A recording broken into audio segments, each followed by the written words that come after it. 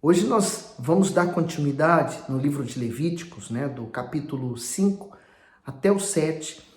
E nós vemos no livro de Levítico Deus querendo proteger o seu povo, Essas leis, isso que Deus está aqui falando através desse livro é para nos proteger do pecado, do mundo e guardar a nossa alma, que é o bem mais precioso. Se você tem um tesouro, você vai fazer de tudo para poder guardar em proteção e ter descanso com respeito a isso. Então Deus também. Se nós representamos o maior tesouro de Deus, então Ele vai querer guardar o seu tesouro. Mas Ele nos deu o livre-árbitro. Então, cada um de nós temos responsabilidade por nós mesmos. Vamos pedir a direção? Senhor Jesus, eu te peço que o Senhor fale conosco. O teu Espírito esteja aqui com a gente, falando, orientando, mostrando, dando a direção, nos iluminando. Sem o Senhor, meu Pai, não temos condições de fazer nada, nem de entender essa palavra. Mas se o Senhor nos der entendimento dela, para nós que somos pequeninos, então nós vamos entender e também nos orientar através dela. Assim seja. No versículo 1 diz: E quando alguma pessoa pecar, ouvindo uma voz de blasfêmia, de que for testemunha, seja porque viu ou porque soube, se o não denunciar, então levará a sua iniquidade. O comentário diz assim: compromisso de dizer a verdade. Se alguém for testemunha do pecado de uma pessoa, seja porque viu, seja porque soube do fato, e não reportar a quem deve julgar o caso, também sofrerá as consequências do pecado cometido. Quem tem a natureza divina dentro de si não aceita injustiça, pois tem consciência da sua responsabilidade espiritual e moral diante do Altíssimo. Assim, não se omite nem se torna cúmplice da transgressão alheia.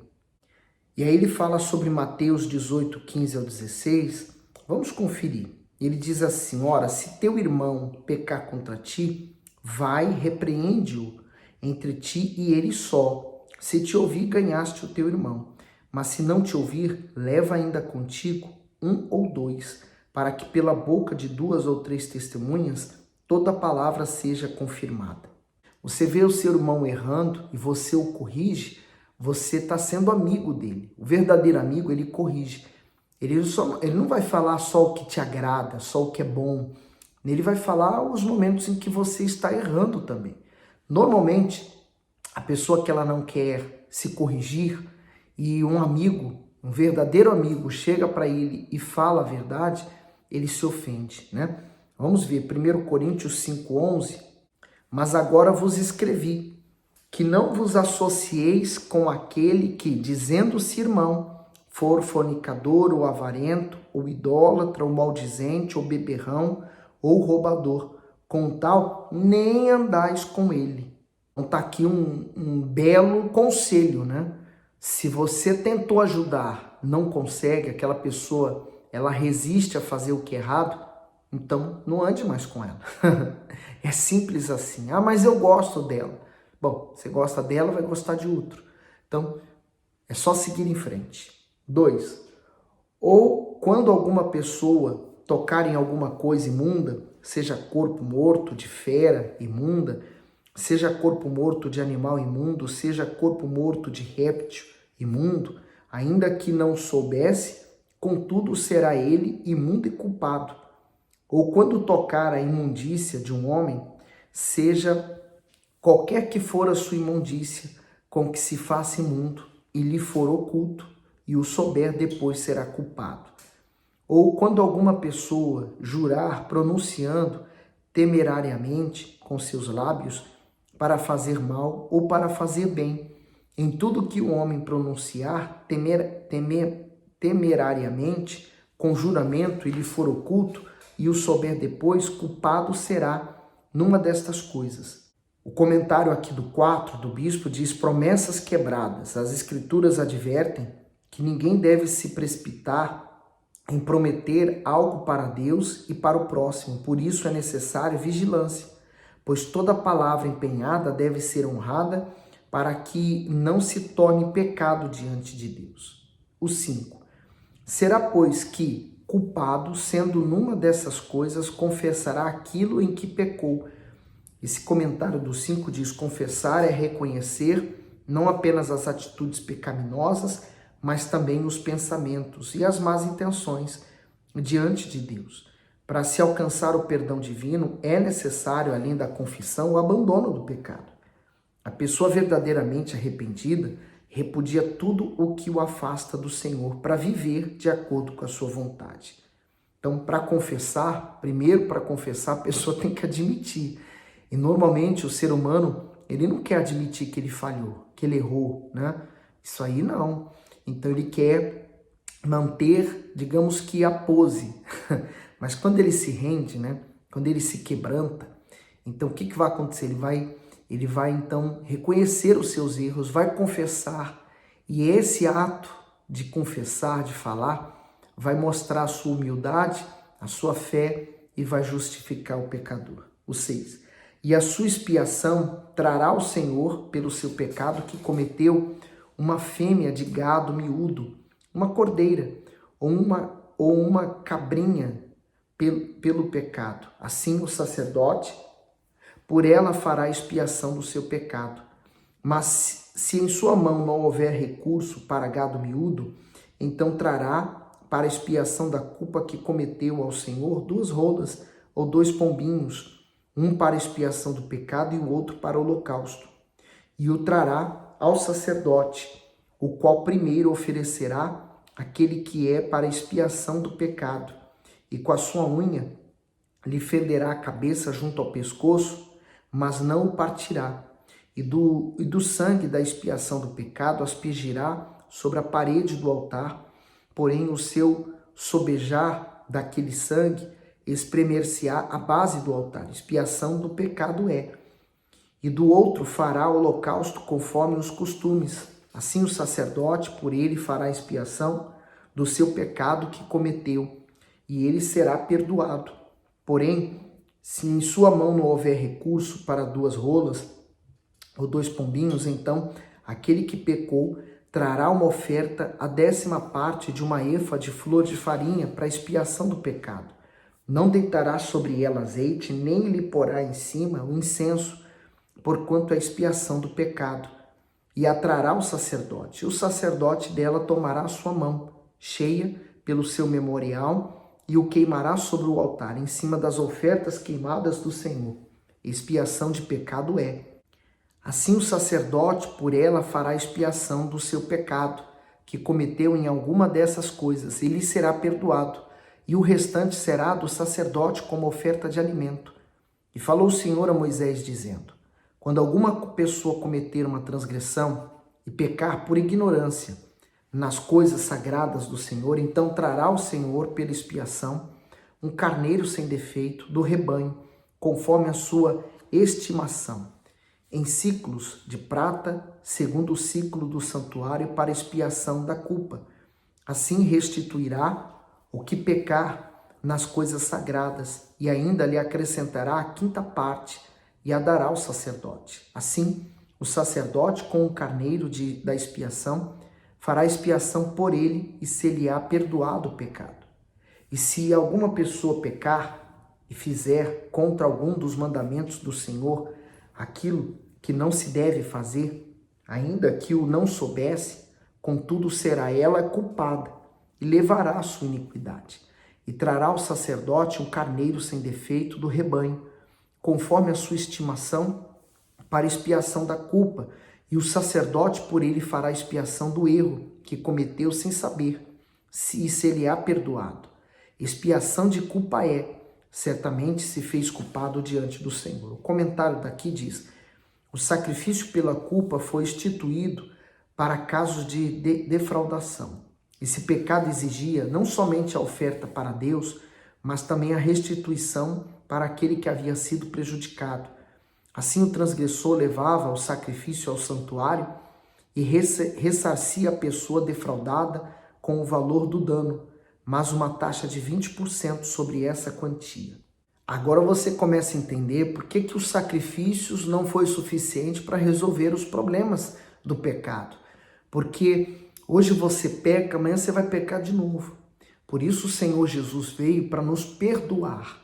Ele nos comprou, Ele nos lavou, Ele nos redimiu. Então, através do Senhor Jesus, Ele conseguiu, então, nos livrar desse pecado, de todos eles. O 6 agora, né, o capítulo. No versículo 1, falou mais o Senhor a Moisés, dizendo, quando alguma pessoa pecar e transgredir contra o Senhor e negar ao seu próximo o que lhe deu em guarda, ou o que deixou na sua mão, ou roubo, ou que reteve violentamente ao seu próximo, o comentário aqui diz assim, pecar contra o Senhor. Aquele que pecava contra o seu próximo desrespeitava seus direitos, pecava contra o Altíssimo. A maneira como tratamos as pessoas reflete a nossa vida espiritual. O Senhor Jesus deixou explícito esse princípio em seu ensinamento. Mateus 6, 12 e 15 diz, e perdoa-nos as nossas dívidas, assim como nós perdoamos aos nossos devedores. E não nos conduz à tentação, mas livra-nos do mal, porque teu é o reino e o poder e a glória para sempre. Amém. Então, o pecado do perdão, né? A pessoa que ela resiste a perdoar o próximo, então ela também está resistindo ao perdão de Deus. Então, uma coisa está ligada à outra. Se eu quero o perdão de Deus, eu não posso estar carregando nenhum tipo de sentimento no meu coração. E continuando o texto, diz, portanto, aquilo que desejamos receber de Deus, como misericórdia, paciência, justiça, bondade, etc., devemos primeiramente dar ao nosso semelhante. Mateus 7, do 1 ao 2, diz, não julgueis para que não sejais julgados, porque com o juízo com que julgardes sereis julgados, e com a medida com que tiverdes medido, vos tornarão a medir. Tudo que eu não quero para mim, eu não vou fazer para o próximo, porque aquilo que eu planto, eu vou terminar colhendo. O 3. Ou que achou o perdido e o negar com falso juramento, ou fizer alguma outra coisa de todas em que o homem costuma pecar. Será, pois, que, como pecou e tornou-se culpado, restituirá o que roubou, ou o que reteve violentamente, ou o depósito que lhe foi dado em guarda, ou o perdido que achou, ou tudo aquilo sobre que jurou falsamente, e o restituirá no seu todo, e ainda sobre isso acrescentará o quinto, aquele de quem o dará no dia da expiação. O comentário diz, restituir. A lei estabelecia que aqueles que levassem alguém por roubo, extorsão ou apropriação indevida, tinha que restituir a pessoa prejudicada com o valor do dano e ainda acrescentar mais um quinto desse montante. Zaqueu, por exemplo, provou sua conversão ao cumprir muito além do que a lei exigia. Ele doou metade dos seus bens aos pobres e ainda restituiu 4 vezes mais o valor que havia defraudado de alguma pessoa. Está em Lucas 19:8. O verdadeiro arrependimento sempre faz com que a pessoa traga em si o desejo de se consertar diante de Deus e também dos homens. O 6. E a sua expiação trará ao Senhor um carneiro sem defeito do rebanho, conforme a tua estimação, para expiação da culpa, trará o sacerdote. E o sacerdote fará expiação por ela diante do Senhor e será perdoada de qualquer das coisas que fez, tornando-se culpada. Falou mais o Senhor a Moisés, dizendo, dá ordem a Arão e a seus filhos, dizendo, essa é a lei do holocausto. O holocausto será queimado sobre o altar toda noite até pela manhã, e o fogo do altar arderá nele. E o sacerdote vestirá sua veste de linho, e vestirá as calças de linho sobre a sua carne, e levantará a cinza quando o fogo houver consumido o holocausto sobre o altar, e a porá junto ao altar. Depois, despirá suas vestes, e vestirá outras vestes, e levará a cinza fora do arraial para um lugar limpo. O fogo que está sobre o altar arderá nele, não se apagará, mas o sacerdote acenderá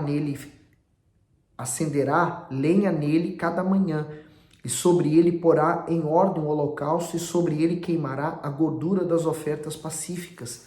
O fogo arderá continuamente sobre o altar, não se apagará. O comentário diz: o fogo do altar. Os sacerdotes jamais poderiam deixar as chamas que ardiam continuamente sobre o altar se apagarem, nem mesmo à noite. Aquele fogo simbolizava a presença do Senhor à espera de comunhão com Israel. Hoje esse fogo não se encontra em um altar físico, mas dentro daqueles que possuem o Espírito Santo. O exercício incessante da fé é o combustível que o mantém aceso dentro de nós. Com a fé em baixa, o fogo se apaga e a pessoa perde o primeiro amor, o temor, o discernimento, o zelo, consequentemente a salvação. Sabe, eu lembro que o apóstolo Paulo ele falou assim: não entristeçais o Espírito Santo. Porque o que é o Espírito Santo dentro de nós, né? É a palavra de Deus que entrou. E essa palavra, ela é como um fogo, né? Então ela está consumindo dentro da gente, ela não se apaga. E aí, como está dizendo aqui, né? O fogo do altar não podia se apagar. Assim também, se hoje eu tenho o fogo do Espírito Santo, as minhas atitudes podem ir entristecendo ele e apagando ele aos poucos, né? O 14. E esta é a lei da oferta de alimentos. Os filhos de Arão a oferecerão perante o Senhor diante do altar, e dela tomará um punhado de flor de farinha, da oferta e do seu azeite, e todo o incenso que estiver sobre a oferta de alimentos. Então acenderá sobre o altar. Cheiro suave é isso, por ser memorial ao Senhor. E o restante dela comerão Arão e seus filhos. Ázimo se comerá no lugar santo, no pátio da tenda da congregação comerão. Ázimo, só lembrando você que é aquele pão sem o fermento. Então, ele simboliza a falsidade, né? O fermento simboliza a falsidade. Então, eles tinham que comer esse pão sem o fermento, porque era a sinceridade, era a honestidade, a fidelidade. 17. Levedado não se cozerá. Sua porção é que lhes dei das minhas ofertas queimadas. Coisa santíssima é, como a expiação do pecado e como a expiação da culpa. Todo homem entre os filhos de Arão comerá dela. Estatuto perpétuo será para as vossas gerações das ofertas queimadas do Senhor. Todo o que as tocar será santo. Falou mais o Senhor a Moisés, dizendo: essa é a oferta de Arão e de seus filhos, a qual oferecerão ao Senhor no dia em que ele for ungido, a 10ª parte de uma efa de flor de farinha pela oferta de alimento contínua, a metade dela pela manhã e a metade à tarde. Numa caçoula se fará com azeite cozida e trarás, e os pedaços cozidos da oferta oferecerás em cheiro suave ao Senhor. Também o sacerdote, que de entre os seus filhos for ungido, em seu lugar fará o mesmo, por estatuto perpétuo, será ela toda queimada ao Senhor. Assim, toda a oferta do sacerdote será totalmente queimada, não se comerá. Falou mais o Senhor a Moisés, dizendo: fala Arão e seus filhos, dizendo: essa é a lei da expiação do pecado. No lugar onde se degola o holocausto, se degolará a expiação do pecado perante o Senhor. Coisa santíssima é. O sacerdote que ao oferecer pelo pecado a comerá. No lugar santo se comerá, no pátio da tenda da congregação. Tudo que tocar a carne da oferta será santo. Se o seu sangue for aspergido sobre as vestes de alguém, lavarás em lugar santo aquilo sobre o que caiu. E o vaso de barro em que for cozida será quebrado. Porém, se for cozida num vaso de cobre, esfregar-se-á e lavar-se-á na água. Todo homem entre os sacerdotes a comerá. Coisa santíssima é. Porém, não se comerá nenhuma oferta pelo pecado, cujo sangue se traz à tenda da congregação para expiar no santuário. No fogo será queimada. Eu vou parar por aqui hoje e amanhã nós damos continuidade a esse livro de Levítico, porque ele é mais denso, né? Ele é mais difícil de leitura e até de compreensão. Mas a gente vai entendendo, né? Por exemplo, todos tinham que oferecer uma oferta pelos seus pecados, inclusive o sacerdote, porque ele também não estava livre de cometer pecados. Então, Todos nós hoje temos o Senhor Jesus. Ele foi o Cordeiro que Deus enviou para morrer pelos nossos pecados. Então, tudo que a gente está vendo agora na lei do Antigo Testamento, que servia para a remissão dos pecados de quem havia pecado e queria voltar a ter comunhão com Deus, hoje nós encontramos no Senhor Jesus. O véu que separava, que era o pecado que nos separava de Deus, ele foi rasgado por Jesus na cruz. Que maravilhoso, né? Então, vamos nos manter firmes nessa meditação. Dia após dia nós vamos meditando e só lembrando que os domingos eu deixo livre para que você possa recuperar alguma coisa que você perdeu e assim poder absorver melhor o espírito da palavra de Deus, tá certo? Manda esse vídeo para alguém, incentive alguém a ler a Bíblia junto com você. Faça uma discussão com ela, converse com ela, troque ideias. Isso que você faz vai aumentar e vai alimentar ainda mais sua fé. Coloca nos comentários o que Deus tem falado com você, tá bom? Dá o seu gosto, manda para alguém. Deus abençoe.